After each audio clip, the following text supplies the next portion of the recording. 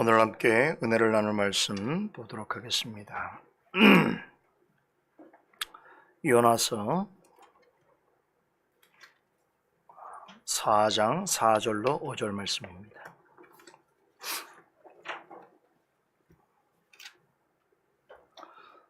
요나서 4장 4절 5절 말씀 봉독해 올리겠습니다. 여호와께서 이르시되 너희의 성냄이 어찌 합당하냐 하시니라. 요나가 성에서 나가서 그 성 동편에 앉되 거기서 자기를 위하여 초막을 짓고 그 그늘 아래 앉아서 성읍이 어떻게 되는 것을 보려 하니라. 지난주에 전해드린 요나서 강설에서는 3장에서 4장으로 오면서 반전을 거듭하는 요나에 관한 이야기를 살펴보았습니다. 지난 시간에도 말씀드렸습니다만 요나서가 3장으로 마쳤더라면 끝이 참 좋을 뻔하였을 텐데 마지막 장인 4장은 우리의 기대와는 전혀 다른 이야기를 들려주고 있습니다. 이 장에서 물고기 뱃속에서 회개한 요나가 3장에서 다시 임한 하나님의 말씀에 순종해서 니느웨로 가서 증거함으로써 놀라운 회개운동과 부흥의 역사를 일으켰다라고 하는 이야기만으로도 충분한 신앙적인 서사와 감동적인 교훈을 얻을 법한데 요나서 4장이 시작되면서 드러난 요나의 모습은 말씀을 피해 달아나던 1장에서의 상황으로 다시 돌아가 버린 듯한 느낌이 들 정도로 실망스러운 모습을 보이고 있습니다. 정도로 본다면 1장에서의 모습보다 훨씬 더 심각합니다. 1장에서는 니느웨에 가서 외치라는 말씀을 듣고서 그저 말없이 도망가려 했지만 4장에서는 하나님이 니느웨에 재앙을 내리지 않으셨다는 이유로 심히 불평하고 분노하면서 차라리 그럴 바엔 죽는 게 낫겠다라고 아우성 쳤습니다. 이런 요나의 모습이 어떻습니까? 좋아 보입니까? 옳아 보입니까? 아이들의 눈높이에서 보더라도 심히 눈살을 찌푸리게 하는 어이없는 행동입니다. 그런데 이것이 요나서의 결론 부분에 나오는 이야기라니요? 요나서는 이렇게 독자들을 매우 당혹스럽게 만드는 성경입니다. 그렇다면 이 지점에서 우리는 이와 같은 질문을 던지게 됩니다. 왜 요나서는 요나의 아름다운 이야기가 아니라 불평과 분노에 가득 찬 요나의 모습을 전하는 것으로 마무리되고 있는가? 즉, 왜 요나서는 우리에게 신앙 안에서 용기와 희망을 주는 해피엔딩의 이야기가 아니라 조금 더 개선되어 지지 않은 요나의 실망스럽고 언해피한 행동을 전하여 주는 것으로 마치려 하는가 하는 것입니다. 요나서는 왜 다른 선지서들처럼 권위와 위엄과 권능이 가득 찬 예언으로 마치지 않는가? 왜 하나님을 향해서 화를 내는 선자의 모습을 적나라하게 보여주는 것으로 끝마치는 것인가? 이와 같은 질문들은 요나서를 끝까지 살펴본 사람이라면 누구나 갖게 되는 공통된 물음입니다. 이런 점 때문에 요나서는 다른 선지서들에 비해서 매우 독특한 그런 구별성을 지니고 있습니다. 이런 점을 순순히 인정한다면 우리는 이제 이 물음을 고쳐서 다시 이렇게 질문해야 합니다. 우리를 불편하게 하고 당혹스럽게 하는 이런 내용으로 이 성경을 마무리 짓게 하시는 성령 하나님의 뜻은 무엇인가? 왜 성령께서는 요나서 3장에서 끝맺지 아니하시고 조금 더 나아지지 않은 요나의 모습을 보이는 4장의 이야기를 덧붙이시는 것인가? 이것은 요나서를 기록하여 우리에게 전하여 주신 근본적인 목적이 무엇인가 하는 물음과 직접 관련되어 있습니다. 오늘 우리는 이와 관련해서 요나서의 결론 지점에 이르는 말씀에서 결코 지나칠 수 없는 한 가지 중요한 물음을 접하게 됩니다. 바로 너의 성냄이 어찌 합당하냐라고 하는 말씀입니다. 오늘 본문 4절에서뿐만 아니라 9절에서도 박농콜로 인해서 화가 난 요나에게도 내가 성냄이 어찌 합당하냐라고 물으십니다. 이렇게 이 질문은 요나서 4장에서 두 번이나 반복적으로 언급되고 있습니다. 단도직입적으로 말해서 요나서가 3장 마지막 절로 끝났더라면 어떻게 되었을까요? 이렇게 무진장 화를 내는 요나와 그에 대해서 응답하시는 하나님 사이에 어떤 대화가 오고 갔는지 우리는 알 수 없었을 것입니다. 그렇다면 요나의 진짜 모습을 볼 수 없었을 것이고, 요나와 같이 행동하는 하나님의 백성을 하나님께서 어떻게 대하시는지 우리는 알 수 없었을 것입니다. 요나서는 외견상으로는 매우 짧고 쉬워 보이는 성경 같습니다만 실제로는 그렇지 않습니다. 그동안 요나서 강서를 통해서 살펴본 것 같이 요나서는 신학적으로나 신앙적으로 굉장히 다양하고 폭넓은 주제를 다루고 있습니다. 무엇보다도 인간의 내면 세계와 개인적인 신앙 성향에 대해서 다각적으로 접근하고 있고 또 다층적으로 그 사실들을 해부하고 있습니다. 요나서에 나오는 요나를 통해서 우리 각자 안에 있는 요나를 생각하고 찾아야 한다라고 말씀드리는 이유가 여기에 있습니다. 요나서는 인간은 결코 단순하지 않다는 것, 또 하나님을 믿는 사람이라도 하나님께서 기뻐하실 만한 장성한 믿음의 수준에까지 이르는 데는 얼마나 많은 시간이 소요되는가. 사람이 옛 성품과 옛 기절을 완전히 버리고 하나님이 원하시는 거룩함으로 변화되어 가는 것이 얼마나 어렵고 지난한 일인가를 요나의 삶과 신앙을 통해서 실제적으로 보여주고 있습니다. 요나처럼 물고기 뱃속에 들어가는 극적인 체험을 하고 악한 니느웨 성 사람들이 회개하는 놀라운 역사를 보게 되더라도 그것이, 그러한 현상과 그런 체험이 사람의 본성을 완전히 바꿔놓지 못한다는 것을 여실히 말해주고 있습니다. 요나는 니느웨 성에 재앙이 내리지 않는 것을 목도하고는 하나님께서 생각을 바꾸셨다라고 불평을 하였습니다. 그러나 실제로 수시로 마음이 변하는 자가 누구입니까? 바로 요나 자신입니다.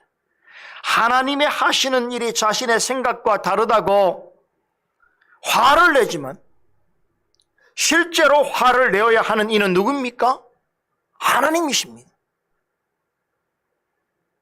그런데도 요나는 말씀을 주관적으로 해석하고 자기에게 편리하게 적용함으로써 자신의 주장과 행동을 정당화하려고 합니다.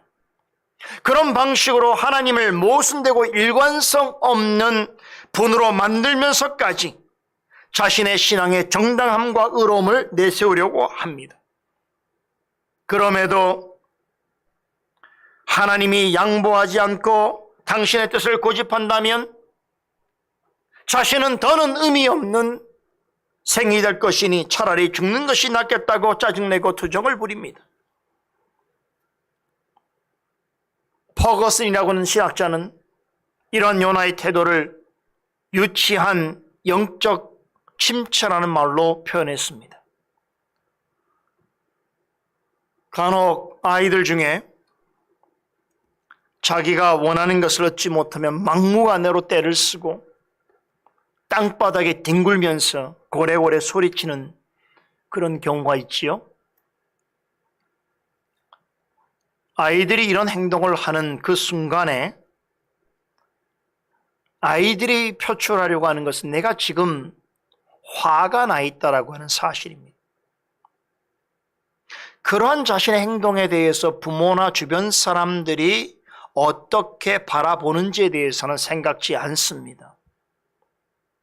제 딴에는 진심으로 화가 나서 진짜 짜증을 내고 투정을 부리는 것이지만 그런 모습을 보는 다른 사람들의 입장에서는 대단히 어리석고 유치하기 그지없는 일이지요. 그런데 우리 역시도 하나님께서 보실 때에 요나처럼 영적으로 이런 유치하고 어리석은 행동을 할 때가 많다는 사실입니다. 여기서 한 가지 주의할 점이 있습니다. 요나가 모든 면에서 하나님의 뜻을 거스리고 하나님이 하시는 일을 싫어하고 화를 내었는가? 그렇지 않습니다. 그것은 오산입니다. 요나는 하나님의 선자입니다. 하나님의 율법을 잘 알고 있었고 하나님이 맡기신 일을 열심히 행했습니다. 1절에도 말씀드린 적이 있습니다만 요나는 북이스라엘의 여로보암 2세가 통치하던 때에 활동했던 선자입니다. 이때 요나는 하나님의 말씀에 따라서 북이스라엘 영토가 회복될 것이라고 하는 메시지를 왕에게 전하였습니다. 그의 예언대로 북이스라엘의 영토는 확장되었고 잠시나마 이스라엘은 경제적으로 번영을 누렸습니다. 이렇게 요나는 느느웨 성에 가라는 명령을 받기 전까지만 하더라도 하나님의 명령을 순전하게 수행한 매우 담대한 선자였습니다. 그런데 요나서를 통해서 알게 된 요나의 다른 모습은 무엇입니까? 대부분의 일에 있어서는 그는 하나님의 명을 따랐습니다. 그러나 어떤 일에 있어서는 과도하리만큼 자기 고집을 부리고 자신의 생각을 요구하였습니다. 문제는 자신의 그런 생각과 의지와 하나님의 생각과 의지가 충돌할 때에 요나는 도피하고 도망가 버리고 자신이 원하는 대로 되지 않으면 토라지고 짜증을 내고 분노를 터뜨리기까지 하였다는 것입니다. 그럼에도 이러한 행동이 잘못되었다라고 요나는 생각지 않습니다. 자신의 생각과 행동이 하나님 앞에서 정당하고 옳다고 여기고 있습니다. 이것을 영적으로 어리석고 유치한 일로서 여기지 않습니다. 도리어 불의와 타협할 수 없는 정의로움과 끝까지 붙들어야 할 신앙의 자존심으로 생각하고 있습니다. 이런 신념이 얼마나 강했던지 말씀을 이용하여 하나님을 모순된 존재로 만들고 상대적으로 자신은 일관성 있는 존재로 부각시키려고까지 했습니다. 그래도 제 뜻대로 되어지지 아니하면 하나님을 향해서 분노를 터뜨리면서 차라리 죽는 것이 낫겠다라고 투정을 부렸습니다. 여러분, 사실상 하나님을 향해서 이런 분노의 감정을 갖고서 화를 낸다는 것 그 자체로 보더라도 그것은 하나님 앞에서 불의한 것이요 불신앙인 것입니다. 그런데도 어떤 때는 우리 자녀들이 부모에게 불평하고 분노하는 것을 스스로는 매우 당연한 것처럼 생각하는 것처럼 그렇게 하는 것으로 자신이 부모보다 더 낫고 더 정당하다고 은근슬쩍 과시함으로써 자신의 존재감을 드러내는 그런 아이들처럼 어떤 경우에는 우리들도 하나님 앞에서 어떤 일에 있어서 마치 내가 더 정당하고 내 생각이 더 옳은 것처럼 내가 하나님보다 더 이성적이고 더 합리적인 존재인 것처럼 은근히 생각하는 습성이 있다는 것입니다. 영적으로 보자면 굉장히 어리석고 유치한 것인데 우리 안에는 여전히 이러한 습성이 남아 있습니다. 만일에 요나서 4장이 없었더라면 우리는 영적으로 어린아이 못지 못한 우리 안에 남겨져 있는 이런 유치하고 어리석은 우리의 실상을 정확하게 볼 수 없었을지도 모릅니다. 하나님께서는 어떤 일에 대하여 자신이 더 옳은 줄 알고 자신이 무엇인가 된 것처럼 생각하여서 하나님이 하시는 일에 의문을 던지고 자신의 생각과 다르다고 하여서 짜증을 내고 투정을 부리고 심지어 분노하면서 그것이 심각한 잘못이라는 것을 알지 못하는 요나와 같은 우리를 향해서 오늘 4절에 이 질문을 하시는 거예요. 너의 성냄이 어찌 합당하냐? 이 질문은 그 자체로 그런 행동을 하고 있는 우리가 잘못하고 있음을 상기시켜 주시는 것입니다. 지금까지 전개된 요나서의 이야기로 본다면 정말로 화를 내고 분노해야 하는 입장은 요나가 아니라 하나님이십니다. 그렇지요? 여러분, 자녀들이 이렇게까지 말을 듣지 않고 잘못된 일인데도 자신의 고집을 피운다고 한다면 화가 안 날 부모가 있을까요? 누가 더 화를 내야 되고 누가 더 분노해야 될까요? 그런데 어찌된 일인지 대노하는 것은 요나이고 하나님은 계속해서 노하기를 더디하십니다.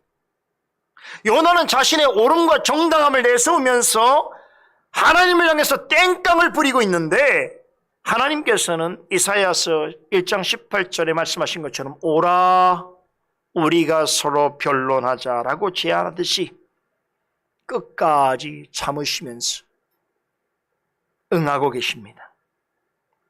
분명한 것은 요나는 화를 내어서는 안 되는 타이밍에도 불구하고 심히 분노하고 있으나 하나님은 당연히 화를 내실 만한 상황에서도 오래 참으시는 은혜를 나타내고 계신다는 사실입니다. 이것이 요나서가 전하는 핵심적인 메시지 중에서 기억해야 할 한 가지 중요한 교훈입니다. 항상 그런 것은 아니지만 우리의 자녀들이 부모에게 어리석고 유치한 행위를 하듯이 우리도 하나님 앞에서 그럴 때가 많습니다.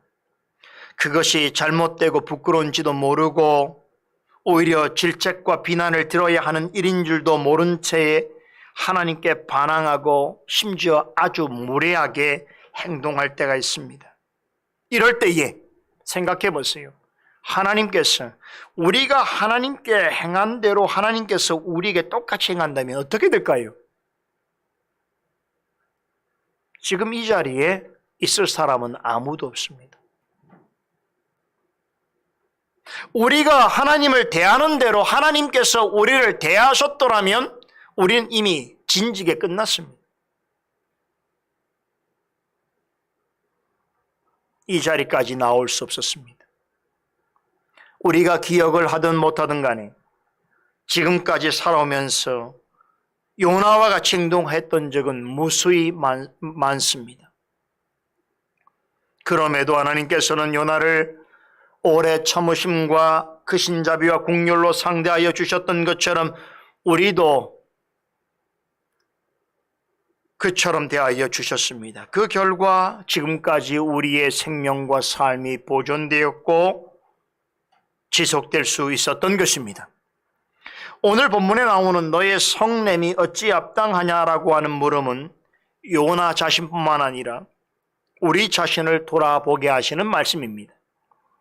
저는 오늘 이 말씀을 중심으로 요나서 강해가 마무리되어가는 시점에서 본서가 전하고 있는 중요한 교훈 중에 하나라고 제가 거듭해서 말씀드린 내용인 요나의 모습 속에서 우리 자신의 모습이 어떠한지를 오늘 이 시간을 통해서 보다 면밀하게 살피고 깨닫고 또 자신을 발견하는 그런 시간을 가지려고 합니다.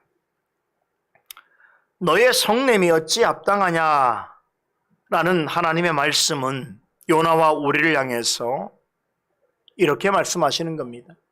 내가 지금 짜증내고 투정을 부리고 화를 내는 것이 과연 정당한 것이냐라고 물으시는 질문입니다. 요나에게 이 질문이 던져졌을 때 요나는 하나님이 하시는 질문의 의도를 깨닫지 못했습니다. 우리는 이와 같은 경우를 우리의 실생활 속에서 자주 경험하게 됩니다. 내가 하고 있는 일이 하나님께서 보시기에 잘못된 것임에도 오히려 내 자신 스스로는 그것이 잘하는 일이라고 생각하고 정당한 일로 착각하여 더 큰 관심과 열심을 낼 때가 있다는 것입니다. 이쯤 되면 우리 모두가 답답해하면서 묻게 되는 질문이 있습니다. 지금 내가 하고 있는 일이 하나님이 보시기에 잘못되었다는 것을 어떻게 알 수 있을까요? 그 사실이죠. 중요한 질문이죠. 어떤 경우에는 자신이 하고 있는 일이 하나님 앞에서 잘못된 것임에도 불구하고 자신은 옳다고 여기고 열심을 다해서 하는 일이 많기 때문입니다. 그럴 때 그 일이 하나님 앞에서 잘못되었다는 것을 우리는 어떻게 알 수 있을까요? 말씀이 정답이겠지요. 말씀은 우리의 생각과 행동을 판단하고 무엇이 잘못되었는지를 알게 해줍니다. 그런데 우리가 요나의 경우를 보니 말씀을 잘 아는 자리에 있다고 해서 반드시 옳게 행동하는 것이냐? 그렇지 않을 때도 있다는 것이에요. 말씀을 잘 아는 사람도 자신이 잘못하고 있다는 것을 깨닫지 못할 수도 있다는 것입니다. 요나가 그 사실을 말해주고 있지요. 요나는 자신의 정당함을 주장하기 위한 근거로서 하나님의 말씀을 인용하였습니다. 그런데 알고 보니까 자신에게 유용한 부분만 강조하고 불편한 부분은 언급하지 않았습니다. 말씀을 빙자하여 오히려 자신의 생각의 옳음과 행동의 정당함을 드러내려 했을 뿐입니다. 어떤 면에서는 말씀을 매우 중히 여기고 말씀을 사랑하는 자처럼 보이지만 사실은 말씀을 왜곡하는 것입니다. 자신의 잘못을 깨닫는데 분명 말씀이 답이기는 하지만 요나처럼 자기 주장과 편견에 사로잡혀 있다면 얼마든지 말씀을 오독할 수 있고 왜곡할 수 있으며 잘못 적용할 수 있다는 것을 우린 기억해야 됩니다. 그렇다면 지금 자신이 하고 있는 어떤 일이 하나님이 보시기에 잘못되어 있음을 알 수 있는 또 다른 방편은 없을까 하는 것이지요. 오늘 본문은 그것을 직감적으로 알 수 있게 하는 분명한 한 가지 현상에 대해서 말해주고 있습니다. 그것은 바로 불만과 분노입니다. 어떤 이유로든 하나님에 대하여 혹은 하나님이 하시는 일에 대해서 불만과 분노의 감정을 갖는다는 것은 그 자체로 옳은 일이 아닙니다. 하나님에 대해서, 하나님이 하시는 일에 대해서 불만과 분노를 갖는다는 것은 하나님을 알되 하나님을 충분히 올바르게 알지 못하고 있다라고 하는 증거입니다. 요나와 유대인들을 보세요. 그들은 다른 어떤 민족보다도 하나님에 대하여 잘 알고 있었습니다. 이스라엘과 유대인을 향한 하나님의 뜻에 대해서는 누구보다 잘 알고 있었습니다. 거기에 대해서는 흔들리지 않는 확신을 갖고 있었습니다. 그러나 이방인들을 향한 하나님의 구원 계획에 대해서는 잘 알지 못했을 뿐만 아니라 잘못된 지식과 확신에 사로잡혀 있었습니다. 그들은 죄인에 대해서 진노하시는 하나님에 대해서만 생각하였지 죄인을 긍휼히 여기시고 죄인이 회개할 때 기뻐하시는 하나님에 대해서는 잘 몰랐습니다.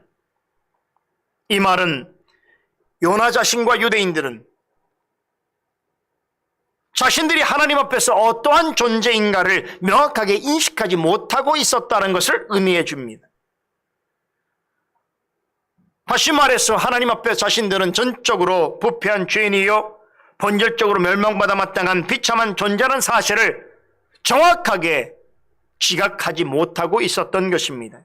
그러니 하나님께서 요나와 이스라엘 백성에게 거저 주시는 은혜와 자비가 얼마나 크고 복된 것인지를 알지 못했습니다. 오히려 자신들은 그런 은혜와 자비를 자신의 공로와 자랑처럼 자신들의 행위를 통해서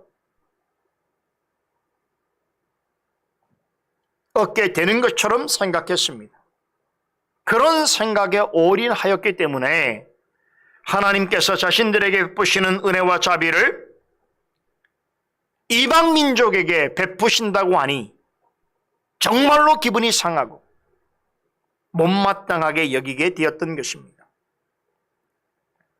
부모님이 나에게 주는 사랑과 관심을 다른 자녀에게 주는 것 같은 생각이 들어서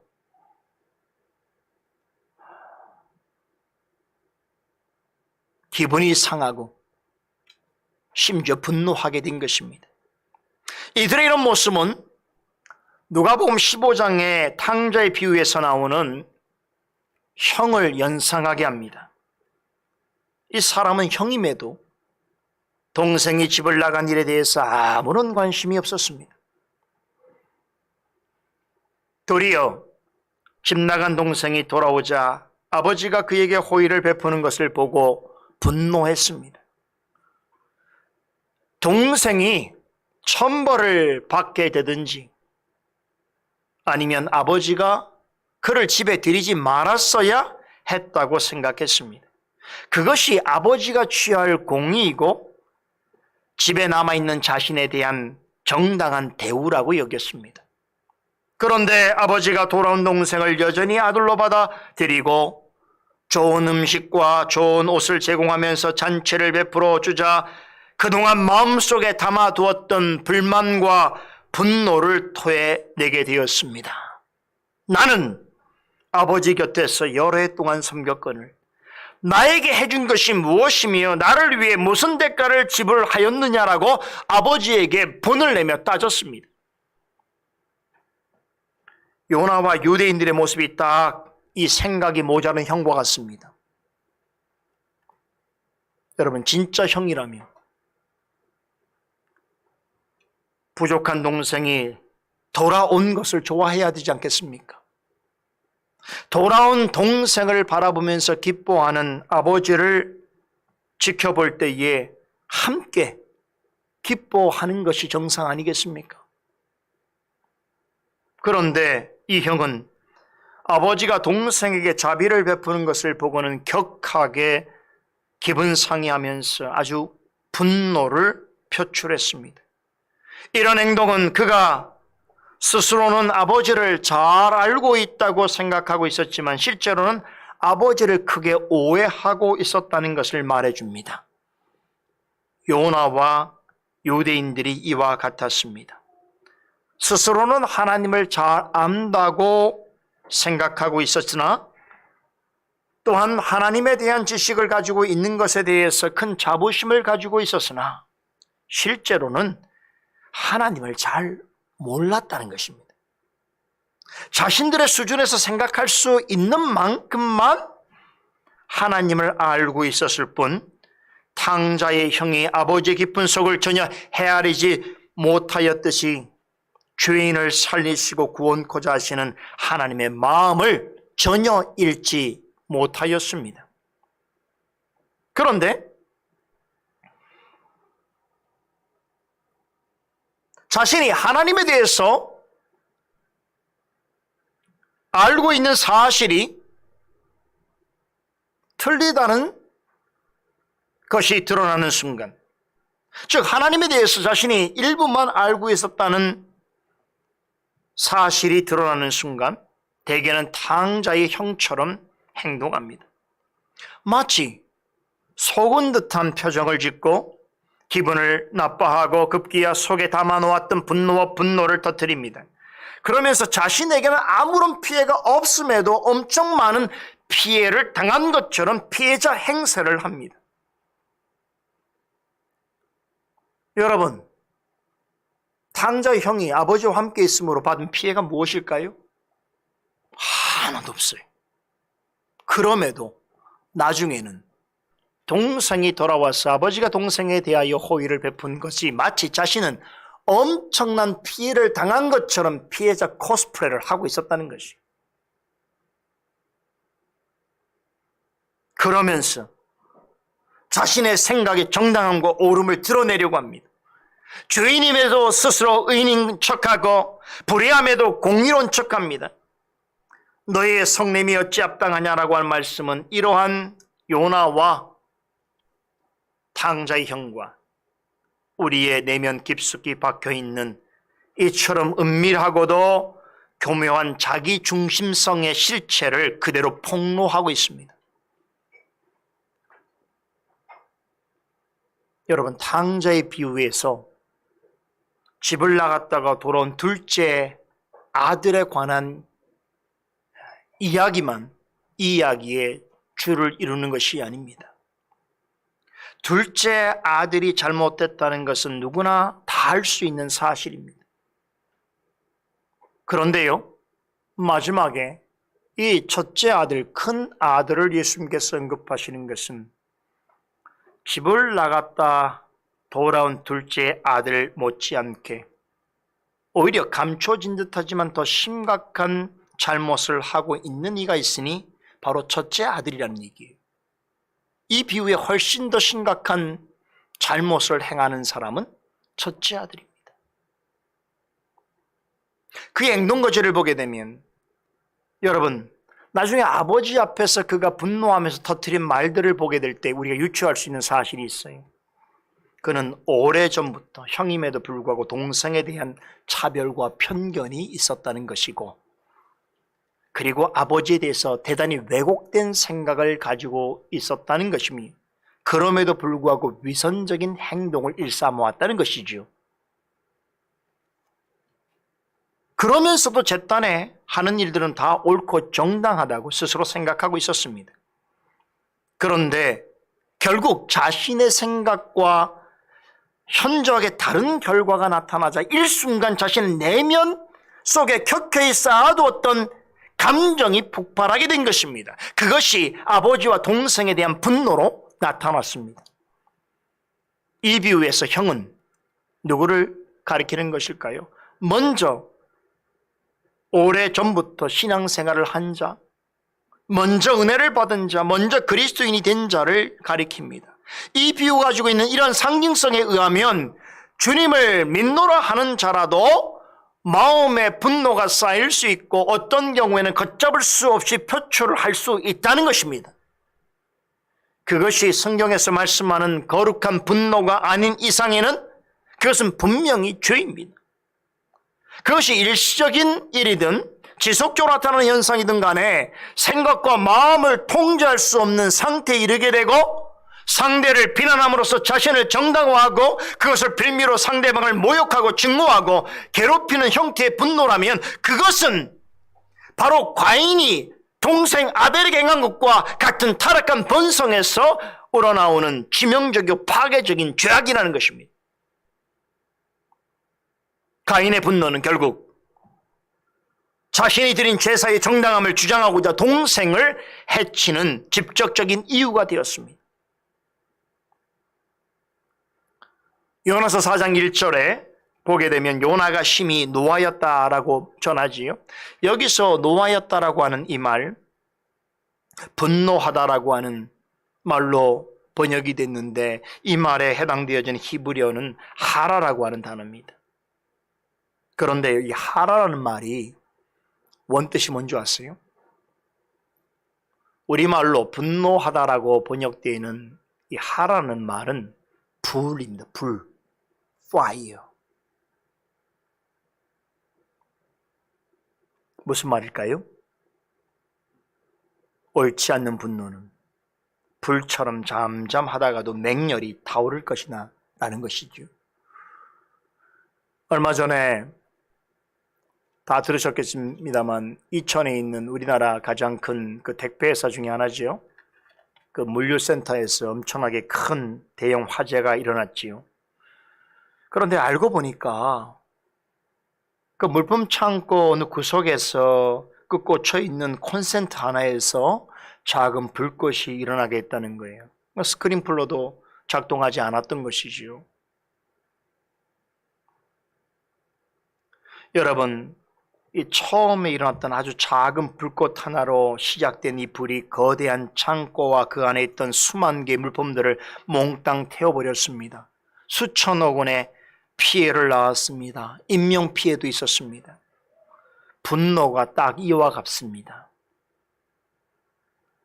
마음속에 겹겹이 쌓아두다 보면 어느 순간에 모든 것을 잿더미로 만들어버리는 불처럼 굉장히 파괴적입니다. 통제할 수 없는 분노에 사로잡혀서 판단력을 잃어버리면요,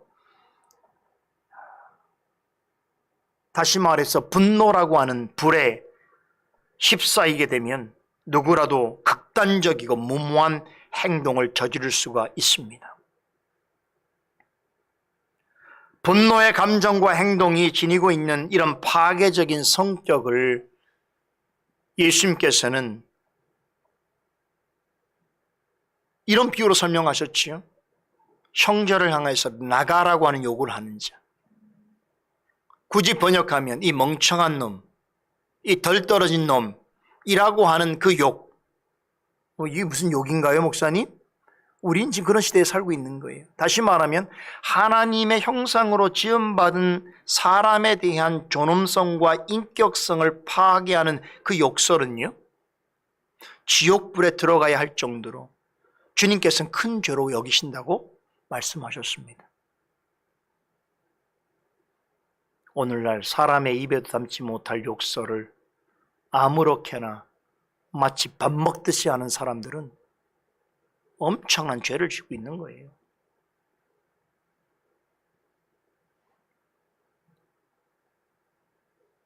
자, 그런데도 우리는 매일같이 분노할 일이 많은 세상에서 때로 분노하면서 살아가고 있습니다.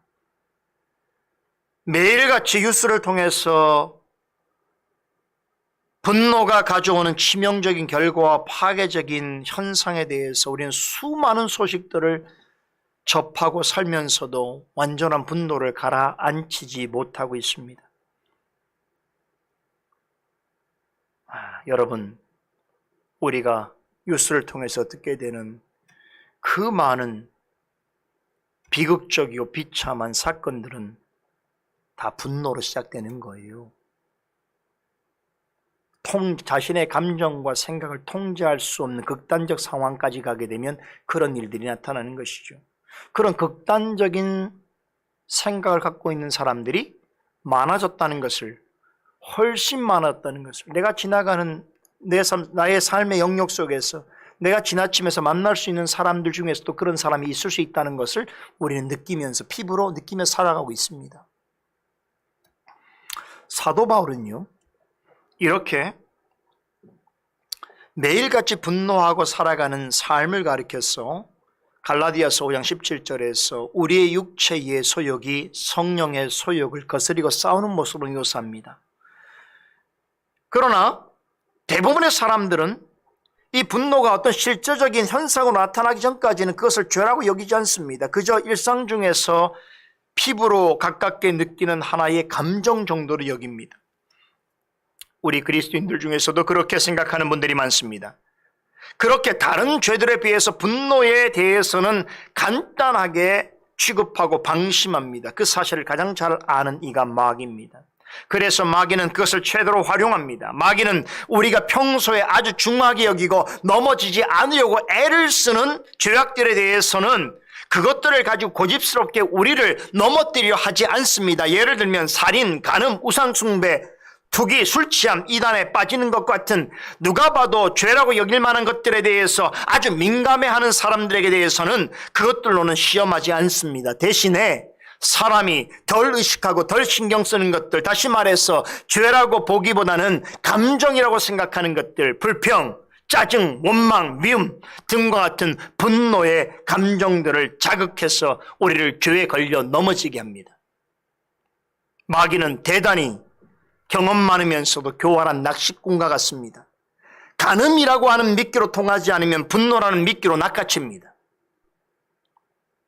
이것이 얼마나 효과적이고 효과적인 전략인가 하면 위대한 믿음의 사람 모세마저 걸려들고 말았습니다.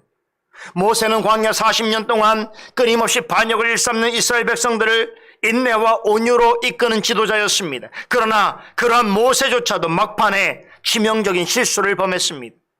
가데스 바네아에서 물이 없다고 또다시 자신과 아론을 비방하는 이스라엘 백성들을 향해서 그동안 억눌려 왔던 분노의 감정으로 반석을 세게 내리쳤습니다. 하나님의 거룩한 명령에 순종함으로 마지막까지 백성들을 이끌어가야 할 지도자임을 한순간 망각하고 짓눌려 왔던 분노를 쏟아냄으로써 하나님의 의를 훼손시키고 말았습니다.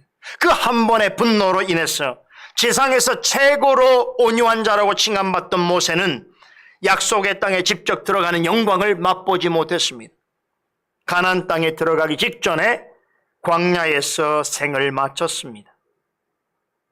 여러분, 사람을 향해서 표출하는 분노조차도 이리도 엄중한 결과를 초래하는 것이라면 하물며 하나님을 향해서 분노하는 것은 어떠하겠습니까?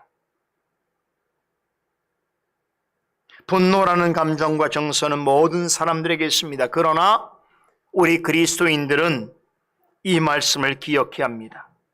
에베소 4장 26절에 분을 내어도 죄를 짓지 말며 해가 지도록 분을 품지 말라. 기억나시지요?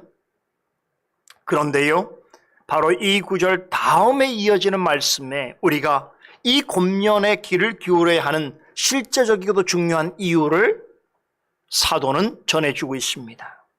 왜 우리는 분을 내어도 죄를 짓지 말아야 하며 해가 지도록 분을 품지 말아야 하는가? 마귀에게 틈을 주지 않기 위해서입니다. 마귀에게 틈을 주어서는 안 되기 위해서요. 하나님이 기뻐하시는 거룩한 분노가 아닌 사람의 죄된 감정과 정서로부터 시작된 모든 분노는 마귀의 미끼가 될 수 있다는 것을 알아야 합니다. 하나님의 뜻과 상관없이 화를 낼 때에 우리의 심령에 어떤 일들이 일어납니까? 우선 마음의 평화가 깨어집니다. 하나님과의 화목이 깨트려집니다. 여러분, 우리가 어떤 이유 때문에 분노하는 사이에 그리스도인들은 완전 무장해제됩니다. 그 틈을 마귀가 공격합니다. 제가 지난주에 어떤 노예 일과 관련해서 참 마음에 한 가지 큰 괴로움이 있었습니다. 마음이 힘드니까 몸도 이상이 오더라고요. 제가 잠시였지만 마음속에 분노의 광풍이 휘몰아쳤습니다.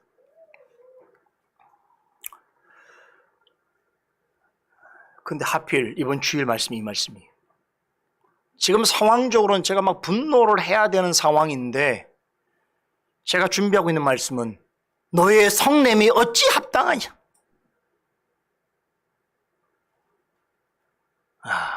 오 주여, 이게 요나에게 하신 말씀이 아니라 저에게 하신 말씀이군요. 그게 무릎 꿇고 말았어요. 그리고 하나님 앞에 회개하는 마음으로 내가 비록 지금 분노할 수 있는 상황이지만 하나님께서 가지신 더 큰 계획과 일을 생각지 못하고 그저 눈에 보이는 어떤 일 때문에 화를 내는 것은 하나님께서 결코 기뻐하지 아니하시라는 생각을 하게 되니까 제 마음속에 저를 분노하게 하는 그 대상에 대한 온유하고 인내하는 마음이 생기더라고요. 끝까지 그의 말을 들어줘야 되겠다는 생각이 들고, 그래서 참 어려운 대화였지만 성령님을 도우심을 구하면서 제가 끝까지 얘기를 듣고 그 상대방에게 끈기 있게 소통하고 설득했습니다. 쉽지 않았습니다만 그런 과정에서 모든 일이 잘 해결됐습니다. 하마터면 마귀에게 시험당할 뻔한 일이 오히려 그 일로 인해서 더 좋은 관계로 회복되어지는 계기가 되었습니다. 분노가 일어나는 중에라도 하나님을 의지하고 기도하면 능히 감당할 힘과 지혜를 주십니다. 뿐만 아니라 분노로 인해서 발생하는 그 에너지를 하나님을 기쁘시게 하는 일을 창출하게 하는 더 좋은 에너지로 바꿀 수 있도록 도와주십니다. 전 이번에 정말 다시 한번 경험했어요. 분노로 쏟을 에너지를 하나님이 기뻐하시는 에너지로 바꿔드리자. 왜 이런 생각이 제가 들었겠어요? 너의 성냄이 합당하냐? 라는 말씀 앞에 핑계댈 수 있는 게 아무것도 없더라고요. 하나님의 일을 한다고 하면서 왜 네가 분노를 하고 네가 화를 내냐? 나는 더 큰 뜻을 가지고 있는데 왜 그렇게 옹졸하고 어리석고 유치하냐? 이 말씀을 통해서 저에게 하시는 말씀 같았어요. 그런데 안타깝게도 요나는 그러지 못했습니다. 너의 성냄이 어찌 합당하냐고 물으시는 하나님의 질문을 듣고는 어떻게 했습니까? 아무런 답변도 없이 그냥 니느웨 성을 나가버렸어요. 오늘 본문 5절은 이 장면을 생생하게 전하여 주고 있습니다. 자세히 보면 여러분 놀랍게도 요나서 1장이 시작될 때 그 장면하고 거의 똑같습니다. 니느웨 가서 외치라는 말씀을 들은 요나는 한마디의 말도 없이 다시스로 도망가려 했습니다. 그때처럼 이번에도 하나님의 질문을 듣고도 아무 응답 없이 훌쩍 니느웨 성을 빠져나가 버렸습니다. 1장에서처럼 4장에서도 요나는 자기에게 임한 하나님의 말씀이 자신의 생각과 다르다고 하여 마음속에 불만과 분노를 행동으로 나타내고 있습니다. 자, 그런데 조금 다른 점이 있긴 합니다. 1장에서는 이 일을 하는데 아무런 말도 없이 그냥 행동으로 했다면 4장에서는 그동안 쌓았던 감정을 쏟아낸 후에 말없이 행동으로 옮겼다는 것입니다. 자, 이렇게 여러분 이러한 행동을 하는 요나에 대해서 하나님이 어떻게 대하시는가? 참 하나님은 지혜로우신 분이죠. 요나의 행동에 대해서 하나님은 매우 지혜로운 방법으로 그를 설득하시는데요. 요나가 행동할 때는 하나님도 행동으로 대하시고 요나가 말을 하면 하나님께서도 말씀으로 대하십니다. 1장에서 요나가 말없이 도망가자 커다란 폭풍을 일으키심으로 하나님의 뜻을 전하셨습니다. 그런데 4장에서는 하나님에게 분노를 쏟아내면서 말로서 대드는 요나를 향해서 이제는 말씀으로 그를 설득하십니다.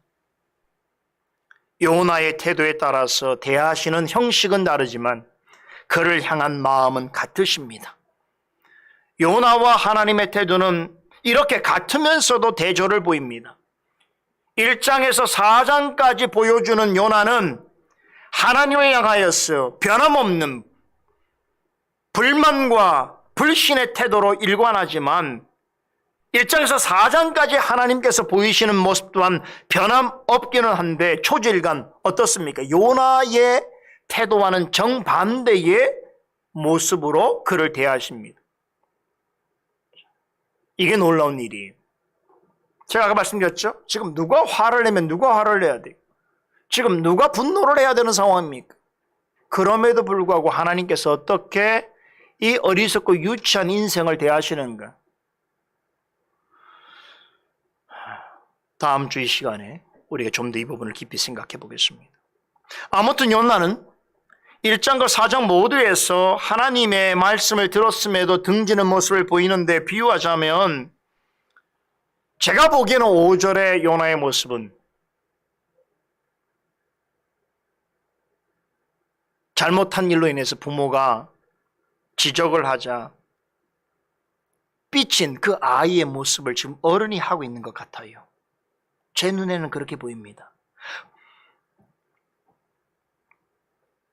부모가요, 지금 엉뚱한 일로 화를 내면서 땡깡 부리는 아이를 이제 딱 세워놓고 그와 눈을 마주치면서 너의 행동이 옳다고 생각하니? 라고 타이를 때에 그 아이가 어떻게 행동하는가 하면 입을 실룩거리면서 대단히 못마땅한 표정을 지으면서 그냥 제 방으로 들어가서 문을 콱 닫고 들어가 버리는 거예요. 지금 그런 상황이에요. 그런 적 있죠, 여러분, 가정 안에서. 그죠?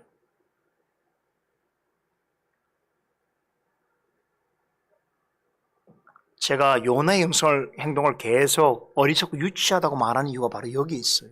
자기 딴에는 자신의 행동이 굉장히 의미 있고 정당하고 옳다고 생각하고 있어요.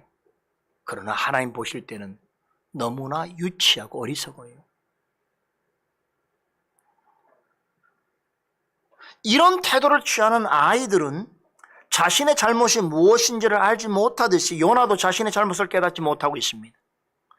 그의 태도는 하나님의 일을 한다고 하지만 자신이 무엇을 잘못하고 있는지 모르는 사람에게서 전형적으로 나타나는 모습입니다.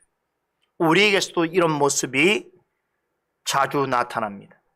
그래서 그냥 5절을 보면 요나의 행동을 묘사하는 것 같지만 사실은 요나와 우리가 언제나 쉽게 범할 수 있는 그런 잘못들에 대해서 아주 구체적으로 밝히고 있는 것입니다. 이것은 우리에게도 굉장히 실제적으로 적용할 수 있는 교훈인데요. 오늘 이 세 가지 내용을 요약해 드리면서 오늘 강서를 정리하려고 합니다. 첫째는 요나가 무엇이 잘못했느냐. 5절은 이렇게 소개하고 있습니다. 첫째는 요나는 하나님의 명령 없이 성 밖으로 나가버렸습니다. 물론 니느웨에서 일어난 일을 못마땅하게 여겼기 때문이겠지요. 니느웨에서 일어난 이방인들의 해계와 붕의 역사는 하나님께서 기뻐하시는 것이었죠. 그렇다면 그 일을 위해서 쓰임받은 요나도 당연히 기뻐해야 되는 것이 도리어 그는 화를 내고 있습니다. 요나 편에서는 그럴 만한 이유들이 있었기 때문인 것이죠. 이유가 없는 무덤이 어디 있습니까? 니느웨의 심판과 멸망을 선포하라고 하시고는 재앙을 내리기는커녕 그들을 용서하시는 그런 하나님을 그는 이해할 수가 없었던 것이고, 자신의 사역으로 인해서 결국 원수 니느웨가 회복되었다는 것은 곧 조국 이스라엘을 더 위태롭게 만드는 결과가 되었다는 점에 있어서 다시 동족들을 볼 낯이 없었을 것이라고 판단했을 것이고, 따라서 이스라엘의 선자로서 다시 고국으로 돌아갈 엄두를 내지 못할 상황이 되었던 것이고, 이러한 이해할 수 없는 일들을 왜 하나님이 하필 나 요나를 통해서 이런 일들을 행하시는지에 대한 강한 의구심과 유감을 가지고 있었다면 그 편에서는 충분히 화를 낼 만한 일들입니다. 그렇지요?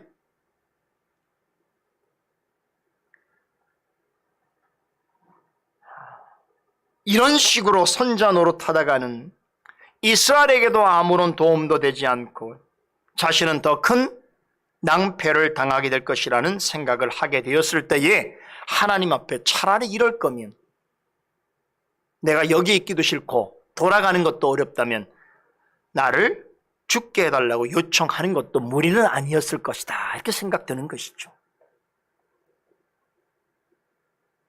그런 이유 때문에 니느웨 성에 더 이상 머무를 이유가 없다고 판단한 나머지 성 밖으로 나갔는지도 모르겠습니다. 그러나 요나는 계속해서 자신의 생각과 그것에 오른만에 천착한 나머지 하나님이 주신 더 크고 중대한 사명을 저버렸습니다. 하나님께서 요나에게 니느웨로 가서 외치게 하신 후에 그곳에 머무르게 하신 데는 아주 중요한 이유가 있었습니다. 요나의 선포를 듣고 회개하고 하나님을 믿기로 작정한 이방인들을 어떻게 하라는 것이겠습니까? 여러분, 그들의 신앙을 바르게 지도하고 그 믿음을 더 굳게 하도록 하기 위하여 하나님께서 그를 보내신 거 아니실까요? 여러분, 전도라고 하는 것이 그저 사람을 교회당으로 데려오는 것이 아닙니다. 그 이후에 말씀으로 양육하는 일이 반드시 포함되는 것이어야 됩니다. 많은 사람들이 전도를 그저 어떤 수단과 방편을 이용해서라도 교회에 사람을 데려오는 일로 생각해요. 아닙니다. 사람만 데려오면 뭐하겠어요? 그 사람이 문제아인데요. 우주의 문제아들을 데려오는데 이게 기뻐할 일입니까? 더 중요한 것은 그들을 하나님의 사람으로 만들어가는 일이겠지요. 그게 전도에 포함되어 있는 것이에요. 하나님께서 요나에게 이 사역을 맡기신 것이, 그러나 요나는 하나님이 하시는 일에 짜증을 내고 투정을 부리면서 이 중요한 사역을 포기하고는 성을 빠져나왔습니다. 오늘날 본질적으로 이와 다르지 않는 일들이 많은 그리스도인들에게서 나타나고 있음을 보게 됩니다. 하나님의 일을 한다고 하면서 자신의 생각과 다르다고, 피곤하고 귀찮다고 해서 자신에게 이익이 되지 않는다고, 영적으로 메마르고 침체한 마음 때문에 하나님이 맡겨주신 사명을 쉬 저버리고 빠져나갈 궁리만 하는 그런 그리스도인들도 있습니다. 여러분, 만일의 목사가 하나님이 주신 결과가 자신의 기대와는 전혀 다르고 또 사역이 갈수록 어려워진다고 해서 목회를 포기해버린다면 어떻게 되겠습니까? 부모가 자녀들이 자신이 원하는 대로 자라지 않고 뒷바라지 하는 것이 힘들다고 해서 자녀를 포기한다면 어떻게 되겠습니까? 자신의 계획과 목적대로 되어지지 않는다고 해서 쉽게 배우자와 직장과 배움과 열심을 포기해버린다면 어떻게 되겠습니까? 우리 그리스도인들에게 있어서는 하나님께서 명령하지 아니하시는 한 그렇게 할 권리가 없습니다. 하나님의 말씀과 바른 이해 없이는 맡겨진 사역과 일터를 떠나려 해서는 안 됩니다. 하나님이 맡기신 일을 포기하려 해서는 안 되는 것입니다. 둘째, 요나의 잘못은 자신을 위하여 초막을 지었다는 것입니다. 하나님께서 어떤 일을 하라고 하실 때는 그것을 할 만한 능력과 여건도 함께 더불어 주십니다. 하나님께서 솔리데오 글로리아 교회를 세우도록 하셨다면 세워갈 수 있는 힘과 지혜와 능력도 주시는 거예요. 그 사실을 믿어야 되는 거예요.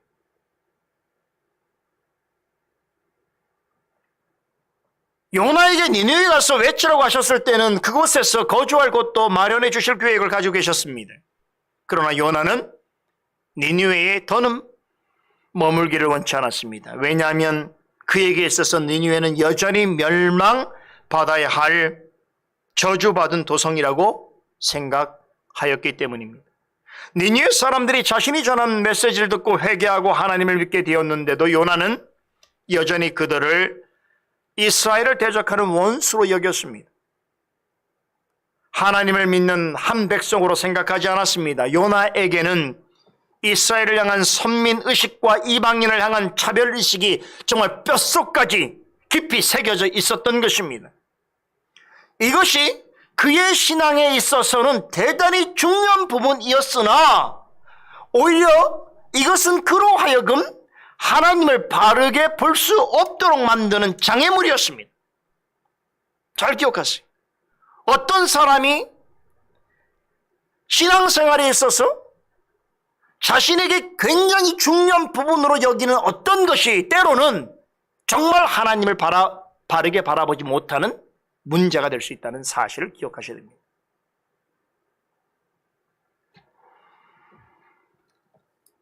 요나는 그것이 자신의 눈 속에 있는 들보라는 것을 깨닫지 못했습니다. 하나님은 요나가 니느웨 성에 계속 머물면서 회개한 그들에게 말씀을 가르쳐주면서 그들이 하나님의 법도를 따라 순종하는 자들이 되도록 양육하기를 원하셨습니다. 그런 점에서 니느웨는 비록 이방 땅 원수의 나라에 속해 있는 도시지만 요나가 머물러야 할 하나님의 집이었습니다. 하나님께서는 요나로 하여금 그곳에 이방인의 교회를 세우기를 원하셨습니다. 하지만 요나는 그곳에 정착하기보다는 그것으로부터 분리를 택했습니다. 그리고는 성 밖으로 나가서 자기를 위하여 초막을 지었습니다. 여기서 요나서 기자가 강조한 핵심 단어가 뭔지를 여러분 아시겠습니까? 바로 위하여입니다. 자신을 위하여예요. 선자임에도 하나님을 위해서가 아니라 오직 자신을 위하여 이 일을 했다는 것입니다. 대부분의 영어 성경은 여기서 말하는 초막을 피난처, 쉘터라고 하는 말로 번역합니다. 그러나 다음 주에도 여러분 다음 주에 살펴보시겠습니다만 요나가 자신을 위해서 지은 초막은 결코 그를 지켜주는 피난처가 되지 못합니다. 하루도 견디지 못하고 무너지고 맙니다. 여러분, 우리의 진정한 피난처는 무엇입니까? 하나님이십니다. 시편 기자는 하나님을 가리켜서 나의 피난처요, 나의 산성이요, 나의 요새라고 고백합니다. 사람이 아무리 자신을 위하여 좋은 집을 짓고 그곳에서 멋지게 생활한다 하여도 하나님과 함께 하지 않으면 요나가 지은 초막처럼 무너지고 말 것입니다. 시편 127편 1절 2절에 여호와께서 집을 세우지 아니하시면 세우는 자의 수고가 어때며 여호와께서 성을 지키지 아니하시면 파수꾼이 깨어있음이 어때도다. 너희가 일찍 일어나며 나고 늦게 누우며 수고의 떡을 먹음이 어때도다라고 말씀합니다. 여러분 잘 아시듯이 며칠 전에 미국 캘리포니아에 있는 한 해변에서 큰 콘도가 그냥 새벽에 무너져 내려버렸지요. 수백 명의 사상자들이 나왔습니다.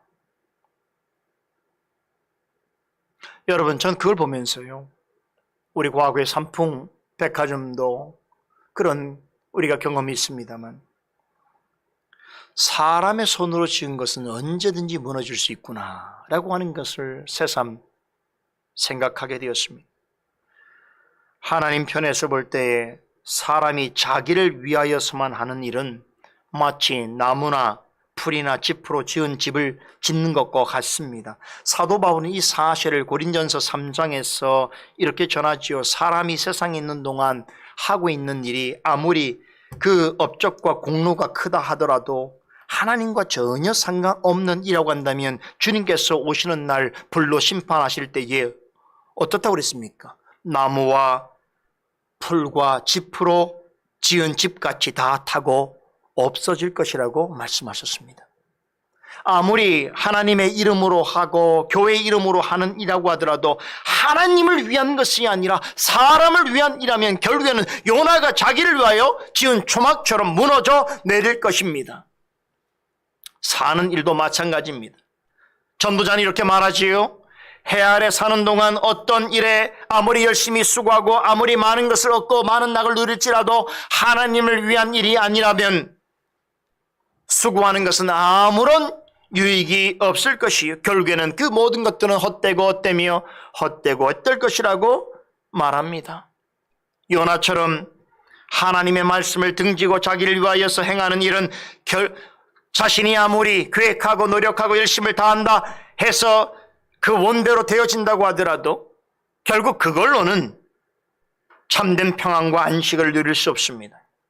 오직 하나님만이 우리의 피난처요 우리의 위로이시며 우리의 안식이십니다. 하나님을 위하여 사는 일이야말로 진정으로 자신을 위한 가장 가치 있고 보람된 일인 것을 깨달으시기 바랍니다. 마지막으로 요나의 세 번째 잘못은 결국 구경꾼으로 전락했다는 것입니다. 본문 5절은 요나가 니느웨 성 밖으로 나아가서 자기를 위하여 초막을 짓고 거기서 머물고자 한 진짜 이유를 밝히고 있지요. 니느웨 성읍이 어떻게 되려는지 관망하기 위해서였습니다. 이 말은 요나가 아직도 무슨 생각을 포기하지 못했다는 뜻입니까? 혹시라도 또 하나님이 또 마음을 바꾸어서라도 니느웨 성이 무너질지도 모른다는 생각을 여전히 가지고 있었다는 것이, 혹시나 그런 일이 일어날까 성 밖에서 기다려 보겠다는 것입니다. 여러분, 지금 니느웨 성 안에서 열심히 무엇을 하더라도 모자를 파내 성 밖으로 나와서 구경꾼이 되어서 하나님이 행하시는 일을 발장 끼고 지켜보겠다는 것이에요. 5절에 보면 두 번이나 반복해서 안따라는 단어가 나오고 있지요. 이 안따라고 하는 단어는 이런 어처구니 없는 요나의 태도를 신랄하게 지적하고 있습니다. 가끔 하나님을 일을 하다 보면 요나처럼 행동하는 사람들을 보게 됩니다. 함께 힘과 지혜를 모아서 하나님의 일을 해야 하는 때에 홀로 빠져나가서 구경꾼 모드로 앉아 있습니다. 그렇게 하는 데에는 여러 이유들이 있지요. 아이들처럼 걸핏하면 심통을 부리고 토라지고 삐져서 그럴 수도 있고, 어디 나 없으면 잘 되나 보자 하는 그런 고약한 생각으로도 그럴 수 있고, 다른 사람보다 자신이 많은 일을 하고 있다는 것을 알아달라는 제스처로 그렇게 하기도 하고, 어떤 사람은 정말 생각 없이 습관적으로 중요한 일이 있을 때, 정말 힘을 모아야 할 때 습관적으로 항상 그렇게 빠져나가는 이들도 있습니다. 요나는 니느웨에 하나님의 사역을 수행하는 일꾼으로 보내졌습니다. 그런데 하나님이 하시는 일이 자신의 마음에 들지 않는다고 해서 지금은 구경꾼으로 앉아 있습니다.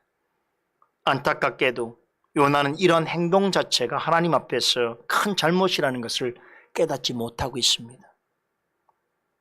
하나님께서 우리를 주님의 교회로 부르신 것은 하나님의 구원 계획을 이루기 위하여 부르신 성도들을 바르게 양육하고 교회를 하나 되게 하시기 위해서 사람들을 하나님이 베푸시는 구원의 은혜 가운데로 인도하시기 위해서 우리가 함께 힘을 모아서 이 거룩한 일을 지혜롭고 충성스럽게 감당하라고 하시는 일인데 자신에게 맡겨진 일과 사명이 있음에도 불구하고 자신의 생각과 다르다고 원하는 대로 되지 않는다고 누가 마음에 들지 않고 부담스럽다고 누가 대신하겠지 하는 생각으로 자신에게 맡겨진 일을 내버리고 그냥 그 자리를 훌쩍 떠나버린다면 그래서 밖으로 나가서 팔짱 끼고 바라보기만 한다면 여러분 교회는 어떻게 되겠습니까? 어떻게 되겠냔 말이에요.